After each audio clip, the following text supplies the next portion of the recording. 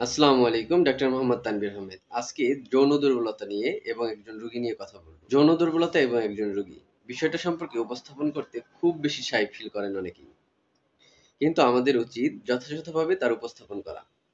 গতকালকের একটি ঘটনা, আমার একটি রোগী, তিনি এসে আমাকে যথাযথভাবে উপস্থাপন করতে পারছিলেন না। শুধুমাত্র একটি কথাই বলছিলেন যে আমি দুর্বল, যদিও হি ইজ ম্যাচিউর, 40+ বয়স। এক্ষেত্রে রোগ ডিটেক্ট করতে খুব সমস্যা হয়। যৌন দুর্বলতা সাধারণত আমরা ৩টি বিষয় দেখি। Number 1, premature ejaculation. Sexual working এর সময় অথবা ইন্টিমেটের সময়ের পূর্বে বীর্যপাত ঘটা। এটা হলো পিএমই বা প্রিম্যাচিউর ইজাকুলেশন।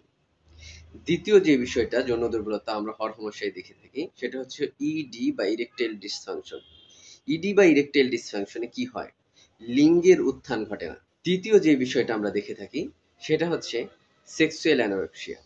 সেক্সুয়াল অ্যানোরেক্সিয়া হলো এমন সমস্যা যেখানে রোগী সেক্সের প্রতি বা সেক্সুয়াল অ্যাট্রাকশন ফিল করে না, সেক্সুয়াল অনাগ্রহ সৃষ্টি হয়। সুতরাং চিকিৎসকের শরণাপন্ন হন, চিকিৎসককে সঠিকভাবে উপস্থাপন করুন এবং সুচিকিৎসা পেতে সঠিকভাবে ন্যাচারাল মেডিসিন গ্রহণ করুন। যথাসম্ভব রাসায়নিক মেডিসিন পরিহার করুন এবং সুস্থ হতে অবশ্যই স্রষ্টার কাছে প্রার্থনা করুন। সুস্থ থাকুন, সুন্দর থাকুন। আসসালামু আলাইকুম। Thank you everyone.